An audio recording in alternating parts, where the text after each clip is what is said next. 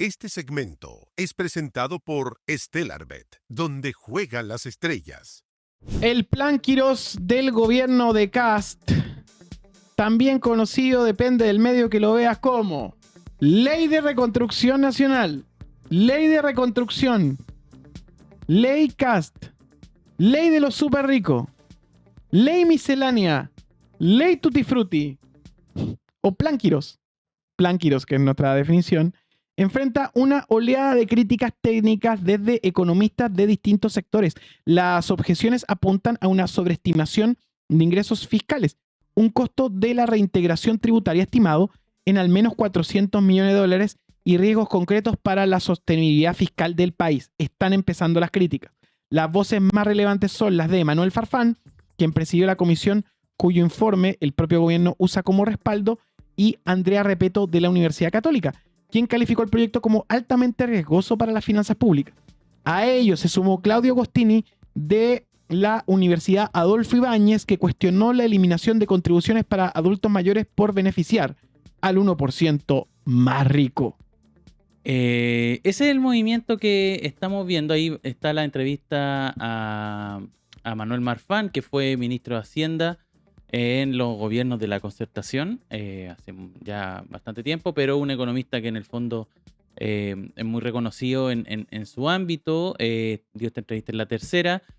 También habló el expresidente de la comisión de la CFA y hay una entrevista que se ha viralizado mucho. Yo he visto muchos clips, sobre todo en TikTok, de Claudio Agostini, quien empieza a desmenuzar casi paso a paso la reforma del plan Quirós. Es una de las entrevistas más interesantes si uno la ve completa. Es una entrevista que dio en el podcast de Daniel Matamala y uno, por ejemplo, de los clips más viralizados es cuando empieza a explicar el ejemplo de Irlanda, porque no sé si te has fijado que uno de los argumentos de esta administración es el hecho de que en Irlanda se bajaron los impuestos y se generó un crecimiento económico sustantivo importante. Se habla de, por ejemplo, cerca del 23% de crecimiento económico que tuvo una vez que se adoptó esta política pública. Pero lo que se hizo, y Marfán lo explica muy bien, es que las grandes empresas tecnológicas, estamos hablando de Silicon Valley, cambiaron domicilio hacia Irlanda justamente para pagar menos impuestos, pero lo único que cambiaron hacia Irlanda fue la contabilidad. No dejan nada en el país. Entonces suma en lo numérico y genera mucho dato en lo numérico, pero en general el cambio real que se pudo ver en ese contexto, además que él lo circunscribe a que también en Irlanda hubo una serie de otras políticas que permitieron resistir y aguantar lo que implicaba este cambio, ¿cierto? Ahora, esto se suma evidentemente a las críticas que ha esbozado, por ejemplo, lo hizo la semana pasada el FMI, quien puso las alertas sobre este proyecto, sobre los cambios que podía llegar a producir. Me llamó mucho la atención también una conversación, bueno, tú viste como paseo por medios que tuvo la diputada Pamela Giles. La gira Pamela Giles, que el turno estuvo, por supuesto. Que estuvo en turno, estuvo en Mesa Central el fin de semana. Y entre los programas donde también estuvo está Radio Agricultura. Con igual ella es parte del staff. ¿De Checho Irane? Ya. Bueno, estuvo ahí comentando justamente este acuerdo del PDG y lo del plan Quirós en términos generales. Y me dio mucha risa porque Checho Irane salió a defender el proyecto y dijo, este proyecto va a crear empleo. Y Pamela Giles, de manera media inocente, le replica y le dice, pero si el propio Quirós dijo que esto no va a crear empleo. Sí, lo admitió y lo reconoció, vimos el video acá y todo. Y Checho Irane dice, no, Quirós, te equivocado. Está equivocado, ¿cómo? Entonces, el ministro está equivocado según Checho Irane, uno de los principales voceros. Dice, pero, ojo, yo creo que si ahora están todos tentados por el tema de van a seguir y Checho Irane a darle su oportunidad. ¿se lo merece? Es que yo creo que él puede ser el Milei que está buscando el presidente Kast, que no le sale a Kast ser Milei, como para esa audiencia. Claro, como el una suerte como, sí, de vocero más social, si se quiere, para su sector. Claro. Y, llegó el turno de Checho Irane. Pero me dio mucha risa que él trata y dice, bueno, entonces todo lo que dice Quirós hay que considerar lo que es como Dios. Así como que lo empiezan a ningunear en un momento en esa entrevista, en esa conversación. Es un gran... No sé si estará el video. Tenemos el video que sería muy bueno. Yo lo pillé en TikTok, pero no, a lo mejor está en Twitter también dando vueltas. Pero en el fondo, mientras lo buscamos, el escenario es ese. O sea, una serie de economistas que podríamos decir que son más bien de centro, el mundo de centro. También vimos la semana pasada Andrea Repeto, por ejemplo, que habló. También dijo que este proyecto traía muchos riesgos consigo. Era una apuesta importante y era muy riesgoso para el país. O sea, esto podría salir muy mal en términos... Fue Conectados con Agricultura. Ellos mismos destacan la frase en la cuenta de Conectados Agri. Dice Sergio Checho Irane: el ministro Quiroz está equivocado y este proyecto claro que traerá empleo. Si hay más inversión, hay más desarrollo. A ver, veámoslo. No tenemos el video, pero lo destacaron como... como cuña. Como sí. Cuña, sí. Yo lo vi en TikTok. Ahí no... y ahí es donde Pamela Giles dice: el ministro Alvarado quedó totalmente fuera de esta negociación y es el tema del gobierno. Hizo una decisión muy sabia en no pirquinear votos y dedicarse a ganar los votos del PDG para legislar. Sí, ahí se alarga en su... A ver, déjame ver si le puse like a este. Si no, va a ser imposible pillarlo. No, es un minuto de lo que pasó en Conectado en Agricultura. Sí, ahí lo estamos viendo. Ahí está. El rescate de la cuña. ¿Qué más te puedo decir? Bueno, te comentaba, Andrea Repeto estuvo la semana pasada también criticando, y lo que también llama mucho la atención es este como ensordecedor silencio de los economistas de derecha. Claro. Que no están hablando, que no han dado entrevistas, que tal vez miran con suspicacia este proyecto. Se habla de que hay críticas importantes en el mundo de RN, por ejemplo, sobre todo al respaldo financiero que podría llegar a tener el proyecto. Lo comentamos también la semana pasada. Entonces ese como poco respaldo que está teniendo a nivel técnico, que eso es lo curioso, porque uno podría decir, bueno, es más o menos predecible que la oposición critique el proyecto, que haga su apunte. Pese que, ojo, esta semana lo comentamos el viernes pasado con Iracy Hasler, se reúne García Ruminot con el Partido Comunista y también se va a reunir con el Frente Amplio. Estas son reuniones que debiesen darse esta semana justamente en la antesala de la discusión del proyecto ya en la Cámara de Diputados. Oye, para deleite del público, tenemos a Checho Irane. Veámoslo. Escuchemos a Sergio Checho Hemos Irane. estado mejor en el último tiempo. En el primer gobierno de Sebastián Piñera, cuando se logró el pleno empleo. Esa, querido amigo, es la mejor política pública, pero por lejos. ¿Sabe por qué? Porque usted no tiene que estirar la mano para que el Estado le dé una limosna. Pero te estás diciendo que no va a aumentar el empleo. Te lo está diciendo Quiroz, el dueño de la... Pero es que te está equivocado. Pero como si es el dueño de la mega reforma. O sea, Quiroz es un dios ahora. No, es el dueño de la mega reforma. Quiroz es un dios, entonces ahora. A ver. Una limosna. Pero te estás diciendo que no va a aumentar el empleo. Te lo está diciendo Quiroz, el dueño de la... Pero es que te está equivocado. Pero como si es el dueño de la mega reforma. O sea, Quiroz es un dios ahora.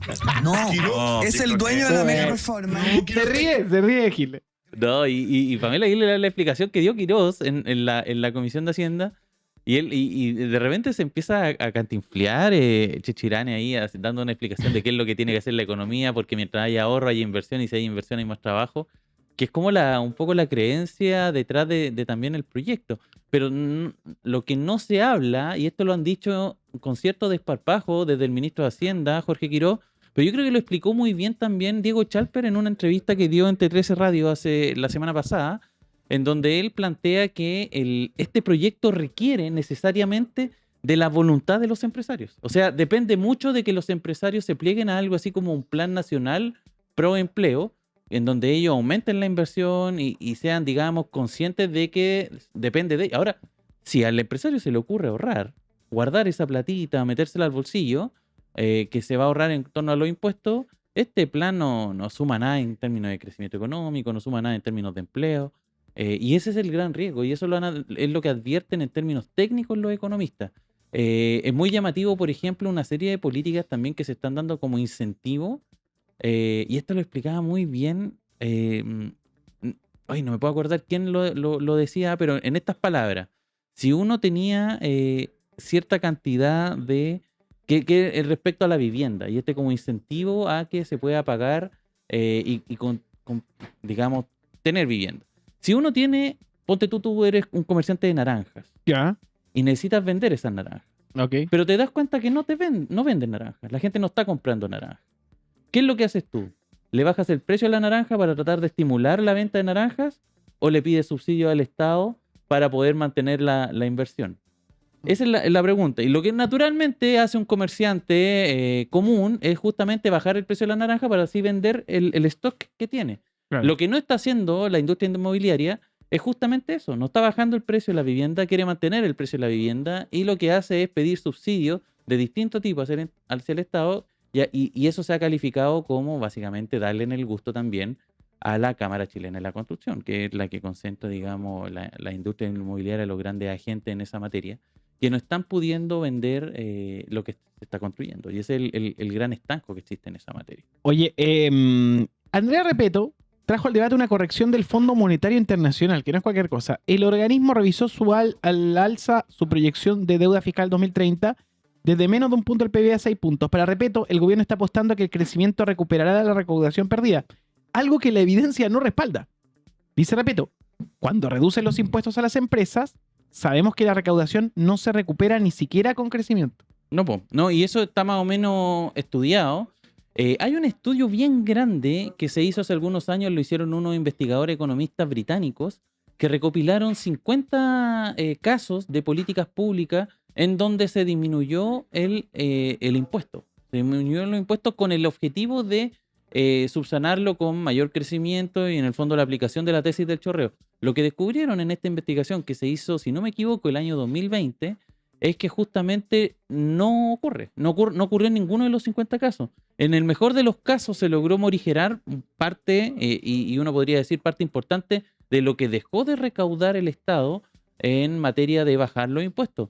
Pero ni siquiera lo empató. O sea, no es algo de que con crecimiento, ni siquiera en el largo plazo, logra generar, digamos, esa...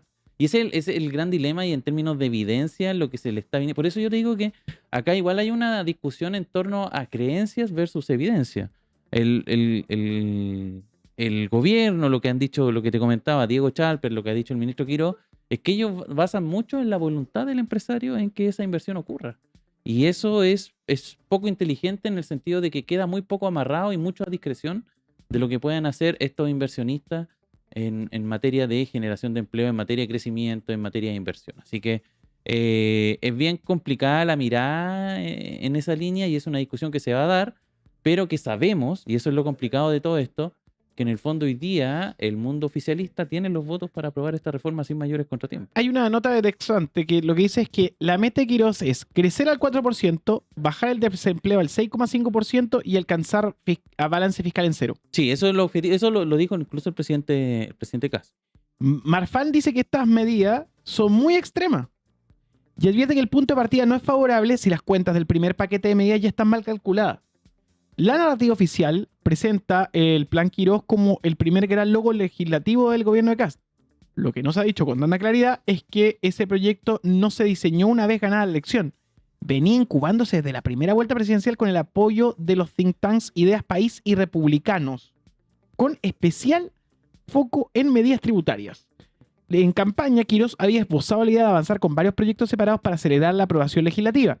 Esa lógica cambió desde marzo. El proyecto se convirtió en el superpaquete, un paquete completo, un solo vehículo legislativo que mezcla reconstrucción, rebaja de impuestos, empleo formal, gratuidad, ascenso, contribuciones y ajustes sectoriales. Sí, es interesante el seguimiento que se le hace a esta política pública, que también lo que hace y le gana el nombre de Tutti Frutti es que mezcla no solamente cambios tributarios importantes, por eso algunos han dicho, y es muy llamativo, por ejemplo, el fin de semana dio una entrevista Camilo Escalona, justamente donde revela que padece cáncer, y él mismo lo tilda también estos cambios como contrarreforma o reforma tributaria.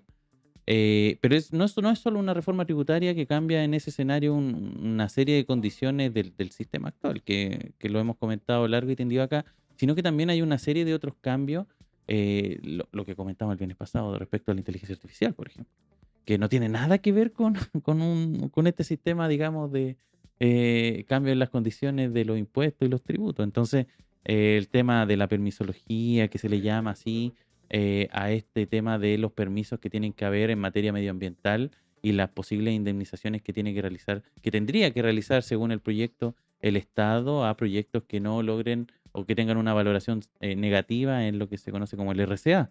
Hay una serie ahí de conversaciones que no tienen nada que ver con este proyecto. El diputado Winter, que va a estar más tarde en turno en vivo, declaró que si, por ejemplo, el tema de la reconstrucción en Biobío y en Valparaíso se votara aparte, ellos estarían incluso disponibles a votar a favor del proyecto.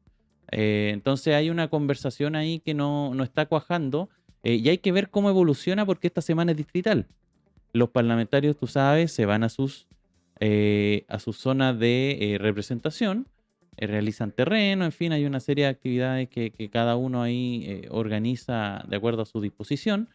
Pero también en general las semanas distritales son los momentos en donde uno empieza, en general los representantes, pienso en diputados y senadores particularmente, empiezan a extraer la opinión de la gente, Ajá. digamos del ciudadano común. Y lo que sabemos mediante las encuestas, fundamentalmente lo que salió en la academia el fin de semana y sobre todo lo que salió en la Criteria el día domingo, es que la opinión de la gente en esta materia es súper clara. Este proyecto, un 69% considera en la Criteria que va a beneficiar a los más ricos. Y empieza a bajar, digamos, las expectativas que hay en torno a la aprobación de este proyecto en materia general, digamos, revisando las cifras en esa línea. Así que mucho ojo con parlamentarios que lleguen con nuevas peticiones a poner sobre la mesa, con nuevas conversaciones. Hay que tener mucho ojo también a las conversaciones que pueda realizar, porque también salió esta medición en la cadena de los ministros. Y Mara Sedini, si bien es lo que ha llamado más la atención, porque está muy al fondo del resto de los ministros, junto con la ministra Steiner, son las dos ministras peor evaluadas, pero el que está número 1 sobre, digamos, los ministros más carismáticos es José García Ruminot. ¿Y por qué? Mucho se dice, y esta es la lectura que se hace de la opinión pública, aunque uno igual podría llegar a entender que en general la gente no está muy pendiente de aquello, pero a lo mejor hay una valoración en que ha sido el ministro que logra hacer puentes y generar acuerdos. Recordemos que él fue el rostro del acuerdo con el PDG. Y eso yo creo que inmediatamente le genera un clic a la ciudadanía, porque mientras se ve a Quirós como un agente que más bien genera distancia y diferencias con los otros sectores, o el mismo ministro Alvarado que tuvo esta complicación respecto a las pymes durante la semana, que fue finalmente dado por superado por Franco Parisi. ¿Te acuerdas que él desconoció ese acuerdo por el 12,5%, Claro. mantener el 12,5% de impuestos a las pymes? El caso de García Ruminot es alguien que se le ve con esa capacidad de establecer esos puentes con otros sectores. Así que mucho ojo con él. Está sobre incluso quien está liderando esta medición la última vez que se hizo. Lo hacen mensual en la academia. Maicho Malí, que era la ministra de Salud, que también se mantiene bien arriba, pero fue relegada al segundo lugar por García Ruminot.